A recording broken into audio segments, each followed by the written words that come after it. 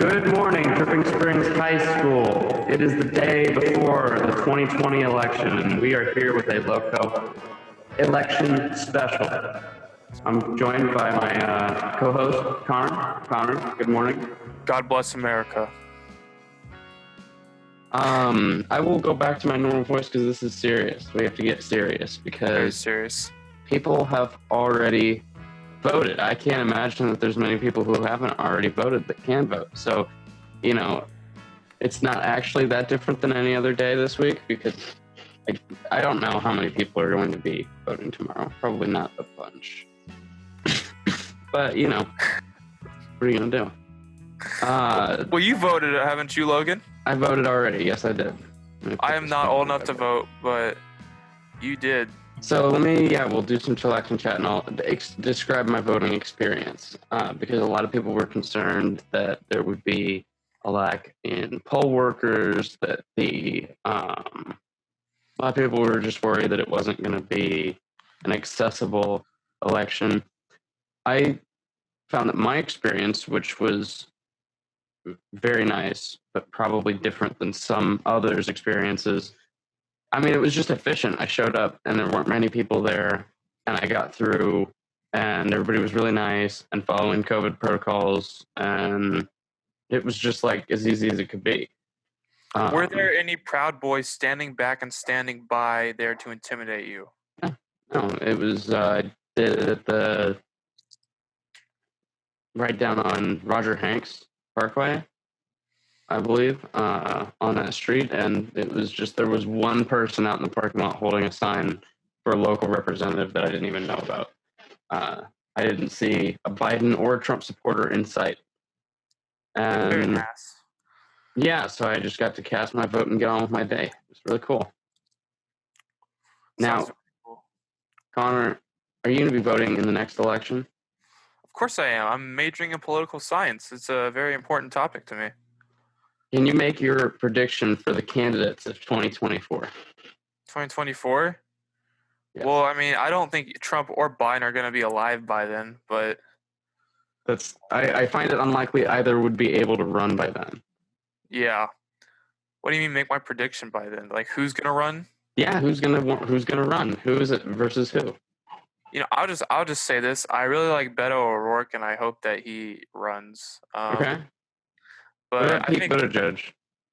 Pete's cool. I like Pete. I like Kamala as well. I think she'll stay in the game for a while. Mm-hmm. I think definitely Kamala is a top contender. Obviously, if she wins, she'll be the incumbent vice president. So yeah. It would make sense that she would take over. Yeah. And on the Republican side, I don't really keep up with that. It's hard to draw any new names of the Republican side, although I will say there are a couple Texas representatives that have been gaining some steam lately, going on the Joe Rogan podcast, getting a little bit of popularity. And they are, to the best of what I can see, attempting to do somewhat of a reform to the Republican Party because they're all veterans and they're trying to bring the Republican Party back to a place of patriotism, whereas today it's fairly partisan like every party. Regardless, maybe we should get into some election facts. Yeah, well, let me just give you some facts real quick. We're going to start with the local elections, correct? Yeah, and then we're going to work our way up to the national. Mm-hmm. So this is for Texas. I'm going to give you, first of all, Texas has had a great turnout number in voting registration and voting in general.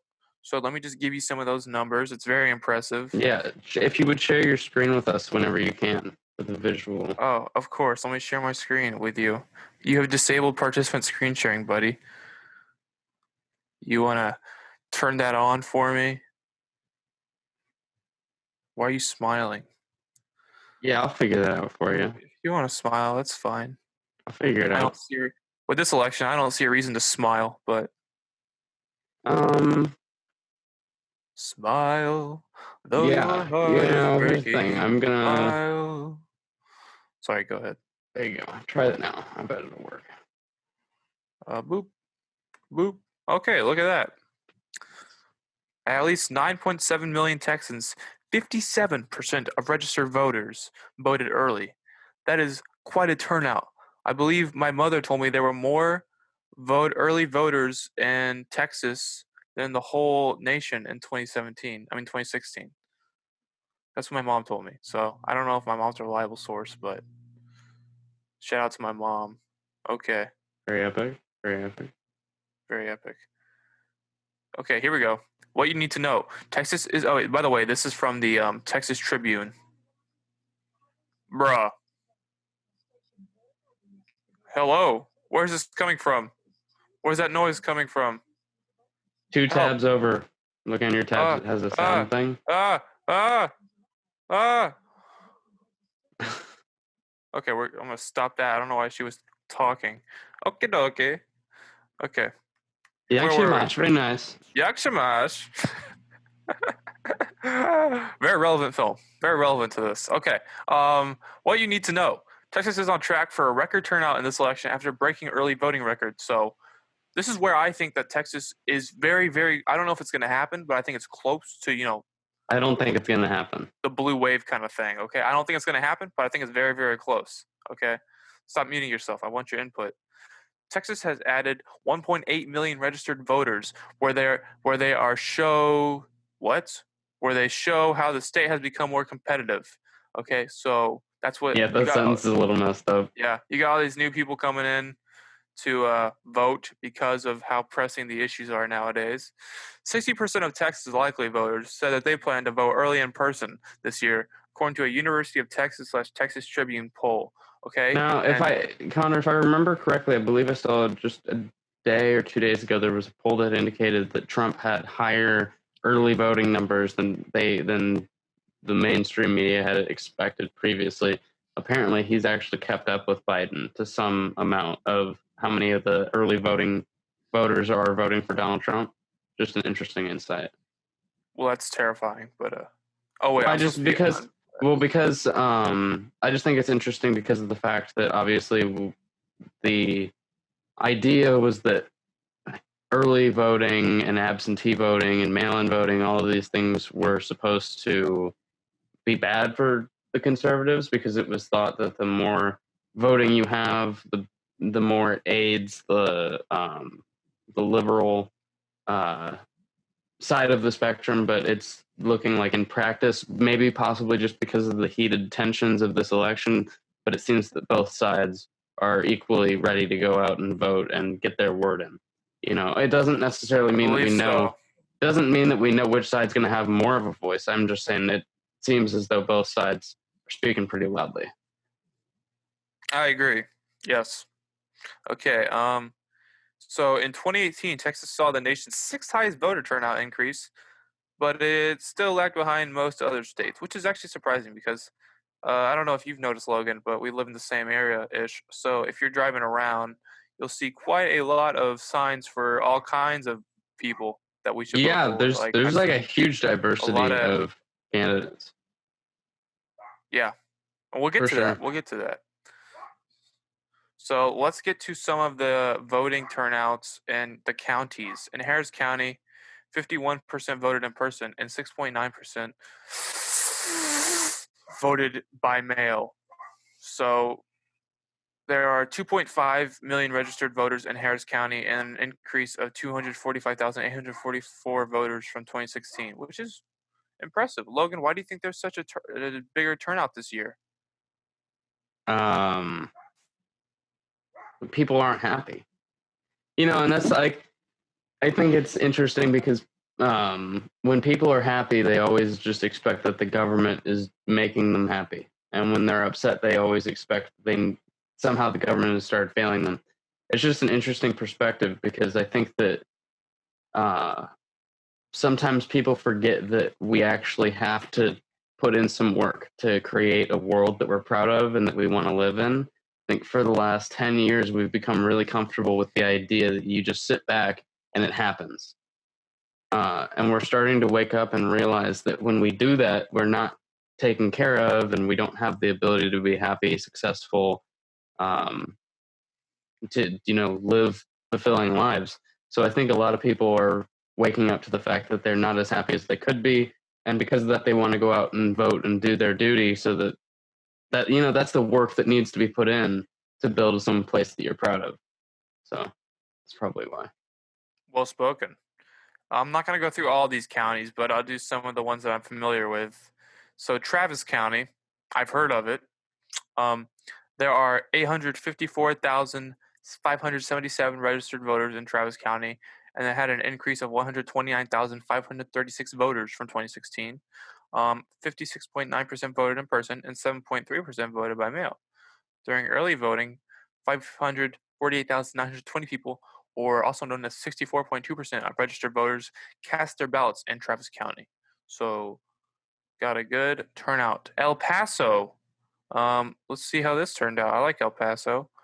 There are 488,470 registered voters in El Paso, which is actually not a lot. I don't think. Is El Paso like densely populated, or I don't know? Yeah. It just seems pretty. It seems pretty famous. You could do better, El Paso. It's the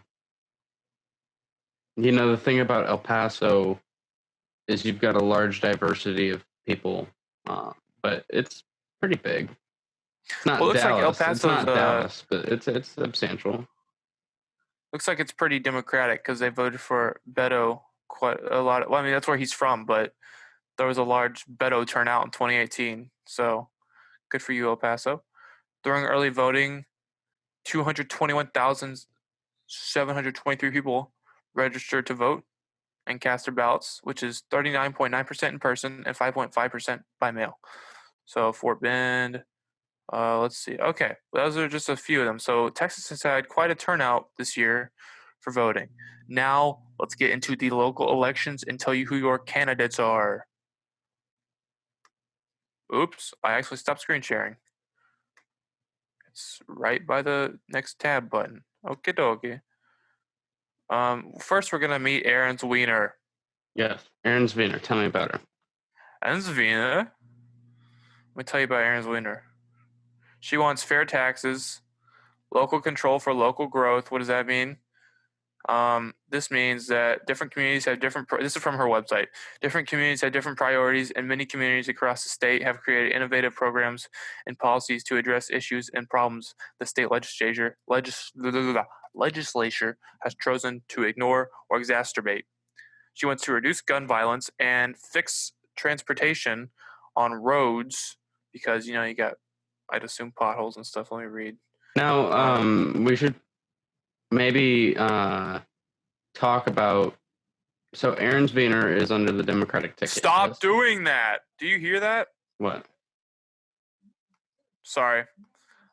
I need to exit out of this. Boom. Okay, sorry. It started talking again. Go ahead. Sorry. What were you saying? I was just going to say we should mention Erins Wiener is running under the Democratic ticket. Yes. So For House 45. Yes. District 45. And we are just going over her policies that she claims that she will attempt to accomplish in her. I would just like to say that I am I know we're unbiased here, right? By the way, But we can't I see your am screen anymore. I know. Sorry, let me share my screen. I am treasurer for the Young Democrats, and I had the chance to see Erins Wiener in person at a rally we put together, and she seemed like a great candidate. So I'd just like to point that out. She's a very kind lady, and I enjoyed listening to her speak. She was like, I'm going to go more depth into the reducing gun violence. In a time when more Americans are concerned about gun violence, especially after we've had gun violence in Texas, in El Paso. Do you remember that? Yes. Texas has an opportunity to push for safe storage guidelines and liability for gun owners who don't follow them, closing the background check loopholes, and restricting access to weapons of war. Was El Paso the Walmart thing? Yes. Okay, yeah. That was not last. That was like 2 summers ago. Yeah, no, I remember it. Yeah. Okay. So, that's good. Not stopping gun violence is good. Okay. So that's Erins Wiener for you. She's very cool. Let's look at Carrie Isaac. Let's check her out. Let's check her out, in bro. a fair sense of finding out her policies. Yes. So here's her very stereotypical looking family. If you can see my screen. I gotta say, I did notice that, and I have nothing against families. I have nothing against families. I don't. but I did have to laugh when I saw her commercial, and I mean, all of her promotional material is just this suburban family. I get it. It's what she's running on, but I just can't help but notice that it's not like I can't tell anything about your policies or what you stand for if you want to just show me a picture of how pretty your family is. And I don't really care about how pretty your family is if you're trying, I don't know. I get it. It's just trying to create a good image, but it's so it's yeah, it's very stereotypical. Is that a good image? It seems like she's part of the system, yo. I'm not part of the system. It just seems and who puts a couch out in the middle of a grass field? Let's be real here. That's so stupid. What is that placement? They're literally on a sofa. It's aesthetic, bro. It's aesthetic. Yeah, sure. It's the Carrie Isaac aesthetic. My favorite Pinterest. Who has a sofa to take out into the grass field like that and just it looks all wet out there? Look, there's like a pond behind them. It does look very moist. Very moist. Anyways, let's jump into Carrie Isaac. So she's also running for House District 45. Let's see, this is what she says. I'm running for state representative to make sure Hayes and Blanco County's voices are heard in the Texas Capitol. We must keep Texas free. I pledge to make our state government work together for all Texans by cutting taxes, giving our citizens and local communities local control, and upholding the rule of law. Carrie, that's very vague. I would like to know more. Let's go to issues. Thank you, Carrie. Why I'm running. Let's check it out. The Texas model.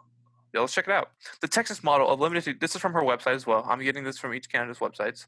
The Texas model of limited government and predictable regulatory climate has served us well, as shown by the amount of people fleeing other states daily. I'm running for state representative to make our government work better for all Texans and keep the Lone Star State a shining beacon of jobs, growth, and prosperity. She wants to support law enforcement, keep our schools and communities safe. I want to say something. First of all, the subject of local law enforcement support is very interesting to me. I'm curious as to the fact that she managed to fit her entire view on supporting local law enforcement into one sentence of 1, 2, 3, 4, 5, 6, 7, 8 words when it's such a pivotal issue of today's world. And one of the reasons I wish she would have elaborated more is because I'm actually, while I consider myself rather liberal, I am for the support of local law enforcement, and I actually think one of the ways to fix the racial injustice that we have that is systemic today is to fund the police departments enough that you can train and educate. That's actually been proven to be more effective than defunding the police. Defunding the police is proven to drive up crime rates while giving more money to local police departments to educate them on racial bias, to educate them on non-lethal manners of subduing people. It's much safer and logical way of keeping our fellow Americans safe, but she's not describing that. She's not. And that's what's interesting to me, because that's actually a point in which I think that she has a chance to explain her point, and she just doesn't. So I have no clue what she's talking about. I can't say that that's what I just said is what she wants to do. Does she want to fully?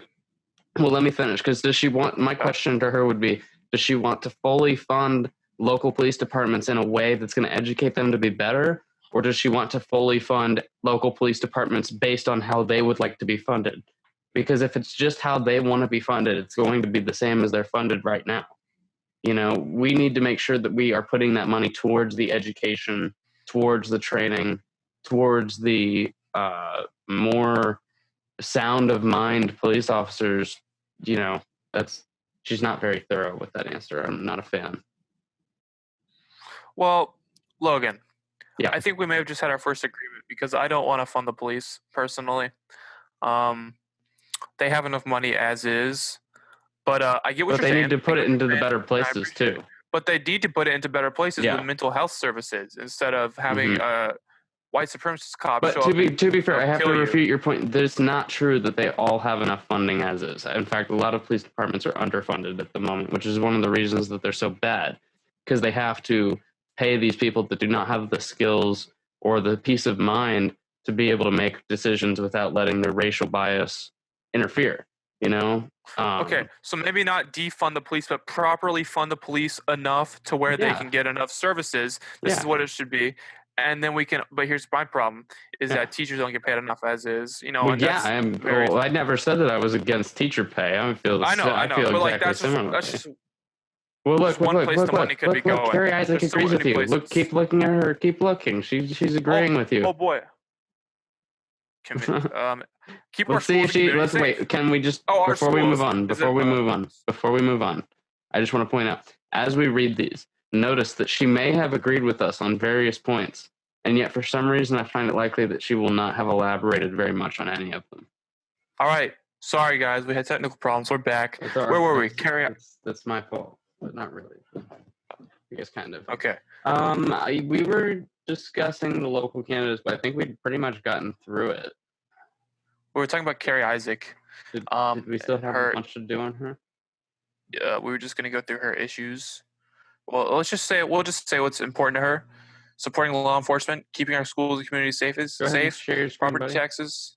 Oh yeah, my bad, Chief. You gotta enable it again. Sorry, guys. Technical difficulties. It's rough. It's 2020. There we go. Now it is.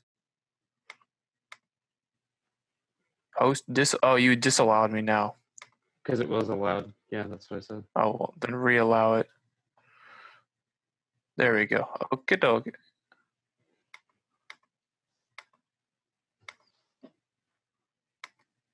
It's not letting me. Okay. Well, I guess just tell us. Okay. So she wants to protect the hill country and surprise medical billing, jobs and growth, which means she wants to work to clear the way for local businesses to thrive and grow. She wants to protect the unborn. She is proudly pro-life. She wants to protect. Oh, okay. She wants to protect the Second Amendment and protect our unalienable rights, which she believes that is your race, sex, or religion. And I don't see sexuality on there. She said sex, not sexuality. So, not very cool, Carrie Isaac. Not very cool. That's Carrie Isaac for you. She's very lame. I mean, I'm unbiased. I mean, next we have. Let's go on to the national. Wait, what about Julie Oliver? Oh, okay, whatever. Just have at it. That's local stuff for you. Check out Julie Oliver. And we're running a little short on time here. Hold on, let me find out. Which is actually the catchphrase for local candidates across the world. Okay, yeah, you can take it away. Time here. So take it away. You know, we got the facts. Okay, the hard-hitting, chilling. The Gallup facts. The Gallup facts from the Gallup polls. These are the polls that all of the presidential candidates refer to. It's the favorite. They always say the newest Gallup poll. We've got the latest Gallup poll. Well, we've got the latest Gallup polls. Mood of the nation. Okay, they did ratings on 3 key aspects of the nation's mood. Presidential job approval may be asked more than once a month. In those cases, the monthly average is displayed. So the final pre-election Trump approval rating, 46%. The U.S. satisfaction rate before the election, 28%. 28% of people are satisfied with the greatest nation in the world. That should be an indication of something. Economic confidence is -4.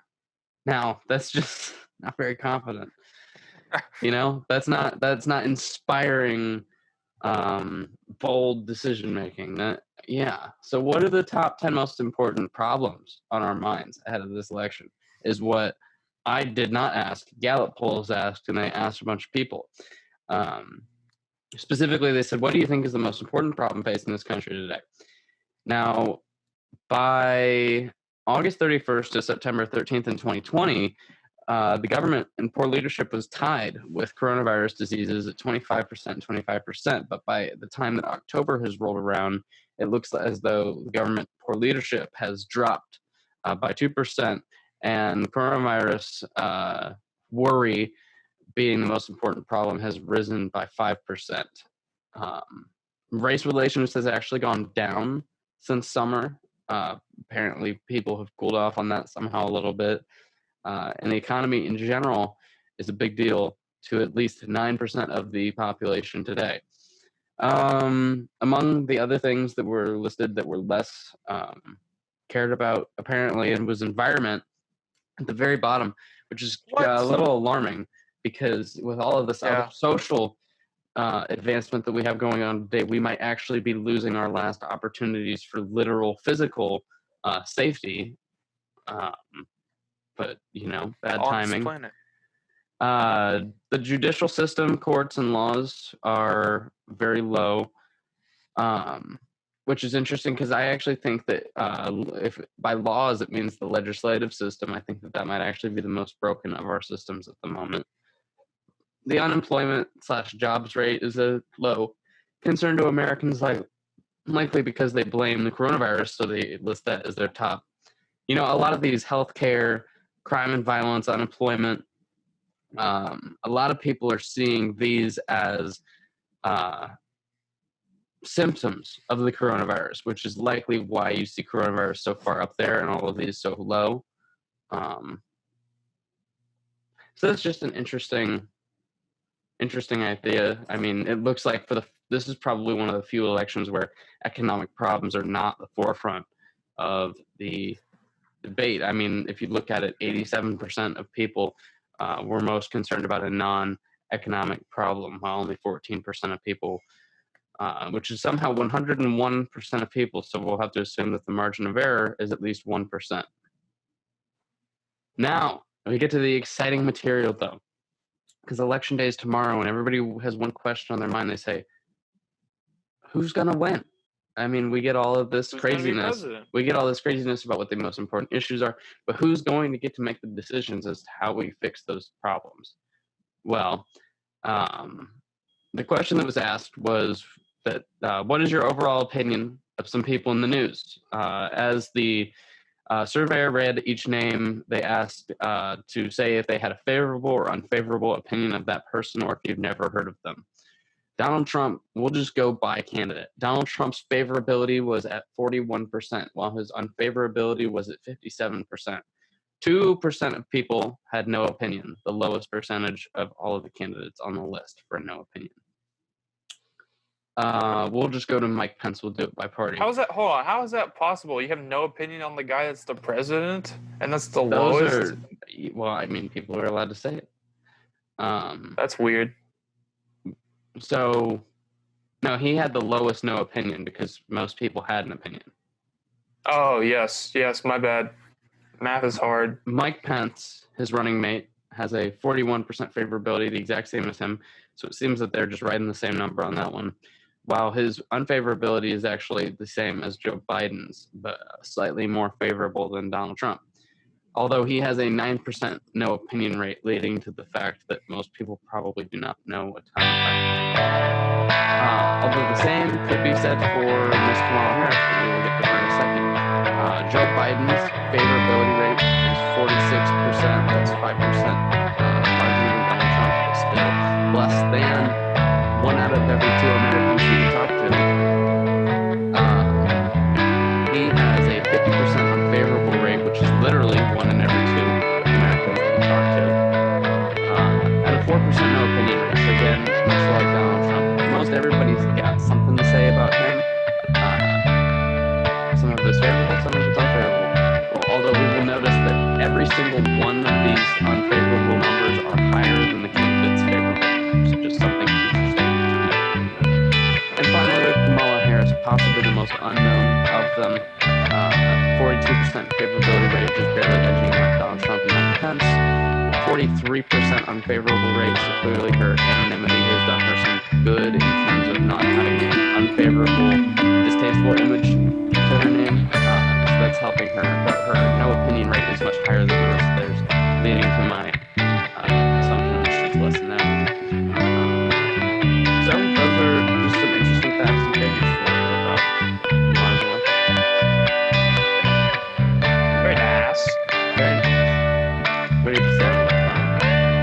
What? Will I be staying up late? No, what do you have to say about it? Oh. Will you be watching Joe Rogan and Alex Jones live? I will not. I don't. Joe Rogan's like female. It's like Oprah for guys. So That's true. I'm gonna pass. I mean, I listen to him talk to certain people, but I'm not like a Joe Rogan fanboy or anything. But I will be watching the election. Very, very epic. Okay. That's going to do it for this episode of the Election LOCO Special. We hope Who do you think's gonna win? I predict that the American people will win. I don't know. Oh, we should end on that. I think that the American spirit is going to win tomorrow. That's what I think. And you can take that to me wherever you think. That's what I think. I don't think that anybody's going to be able to truly beat down the American spirit. So Hitler couldn't do it. Hitler created anime, by the way. Ever heard about that? Because fun fact.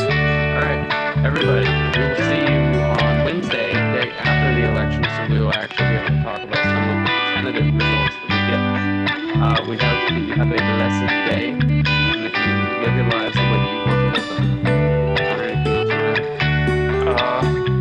I don't know if we'll be around to make a podcast on Wednesday, but I hope we are. We will be around. Good night, everybody. Good night.